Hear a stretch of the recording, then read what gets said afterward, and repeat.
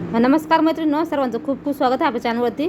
तर आजच्या व्हिडिओमध्ये बघा आपण एक शॉपिंग बॅग असते ना ती घेतली आहे गोणीची. बघा तुम्ही काय गोणी पण घेऊ शकता किंवा शॉपिंग बॅग पण घेऊ शकता. या ठिकाणी बघा भरपूर सारं माझ्याकडे शिलाई कतरून पडलेलं आहे, त्याचा वापर आजच्या व्हिडिओमध्ये करणार आहे. या ठिकाणी बघा जी गोणी आहे घेतली आहेत ना त्याची रुंदी आहे ती 13 इंच आहे आणि जी उंची आहे ती 15 इंच आहे. अशा पद्धतीने बघा एक आपण चौकोन कट करून घेतला आहे, मध्ये फोल्ड करून सेंटर काढून बघा असं जॉईंट करून घ्यायचं आपल्याला अगोदर. नंतर त्याला कडेकडून आपल्याला शिलाई मारून घ्यायची आहे. खूप सुंदर अशी टाकापासून टिकाऊ वस्तू तयार होते. व्हिडिओ शेवटपर्यंत नक्की बघा म्हणजे तुम्हाला समजेल. आता बघितलं आपण त्रिकोण सेंटरला जॉईंट करून घेतला आहे. आता आपल्याकडे बघा भरपूर साऱ्या अशा या शिलाई कतरांच्या पट्ट्या पडलेल्या आहेत ना, तर त्या घेणार आहोत. बघा अशा पद्धतीने आपल्याला उलटी ठेवायची आहे, मध्यभागी सेंटरला आणून कट करून घ्यायचं आहे कापड. अशाच पद्धतीने बघा आपल्याला पट्ट्या उलट्या ठेवून अशा जॉईंट करत चालायच्या. उरलेलं कापड आहे ते कट करायचं. वेगवेगळे कलरफुल कापड घ्यायचे आहे कॉटनचे. इतकी सुंदर डिझाईन तयार होते ना, तुम्ही व्हिडिओ शेवटपर्यंत बघा म्हणजे तुम्हाला समजेल काय बनवत आहे ते.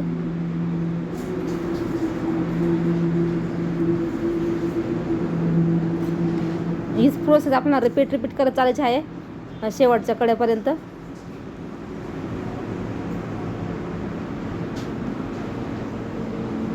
कतरण तुम्ही बघा रुंदीला जे असं तुमच्याकडे छोटे मोठे त्याचा वापर या ठिकाणी करू शकता. बघा अशा पद्धतीने बघा इथं मी मोठं घेतलं तर बघा एकदम भरपूर मोठी जागाही झाली.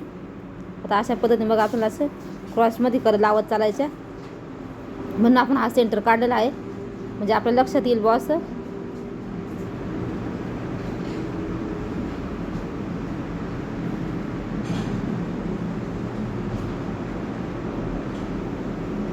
चला तिथं पूर्ण पट्ट्या आहेत ना, मी ते जॉईंट करून घेत आहे.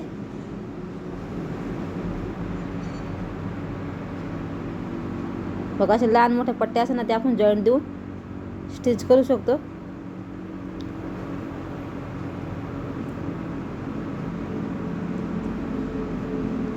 अगदी टाकापासून टिकाऊ वस्तू आहे, वर्षानुवर्ष खराब होणार नाही.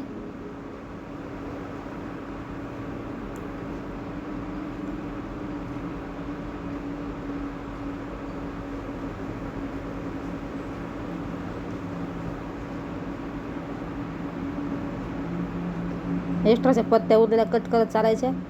तर आता अशाच पद्धतीने मी सर्व पट्ट्या जॉईंट करून घेते आणि तुम्हाला दाखवते.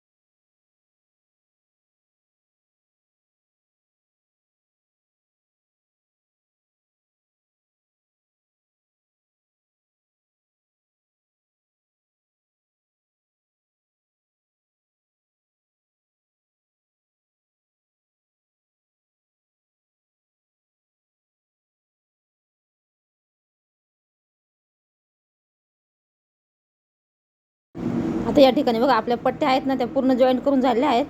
थोडंसं इथं कडेला बघा थोडंसं उरलेलं आहे, तिथं आपण थोडंसं हे करून घेऊ. अशा पद्धतीने बघा पूर्ण कडेकडे आपल्याला शिलाई मारून घ्यायची आहेत.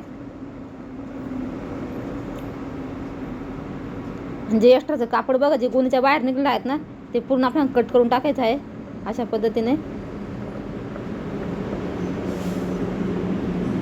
हे पूर्ण कॉटनचे कपडे मी यूज केले आहे, त्याच्यामुळे सरकायचे वगैरे हे नाही.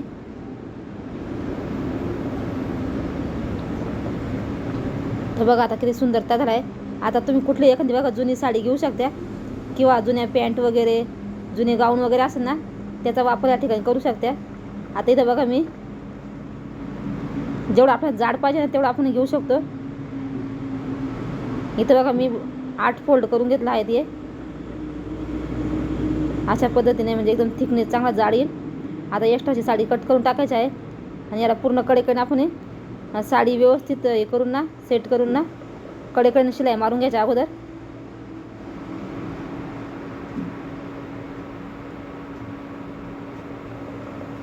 याच्याने का थिकनेस पण छान आहे आणि खाली आपण गोणी वापरले आहेत आणि समोर सरकणार वगैरे नाही.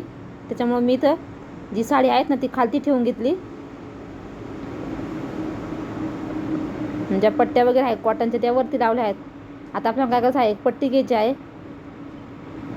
पट्टी डबल फोल्ड करायची.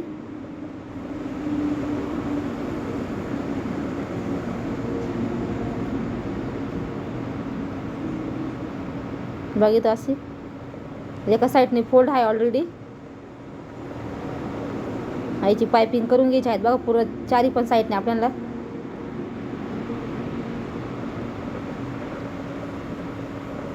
आता इथं बघा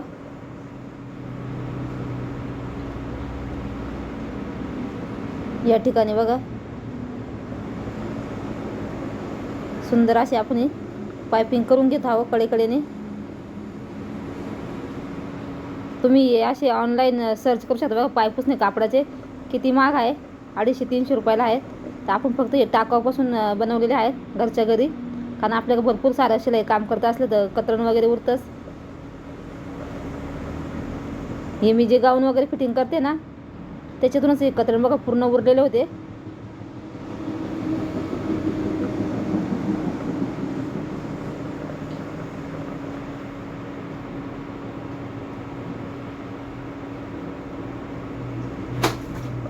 इथं इतकं सुंदर असं आणि फिनिशिंगमध्ये आपलं हे पायपुसणं तयार झालं आहे. याचा कलर पण तुम्ही बघू शकता आणि दिसायला पण इतकं सुंदर डिझाईन दिसत आहे ना. नक्की ट्राय करून बघा. व्हिडिओ थोडा जरी असेल लाईक करा, शेअर करा आणि चॅनल सबस्क्राईब करा. चॅनल तर कोण नवीन असतं. हे बघा याचा फायनल लुक. तुम्ही साईज तुमच्या आवडीनुसार मोठी किंवा छोटी बनवू शकता. धन्यवाद. भेटूया पुढच्या व्हिडिओमध्ये.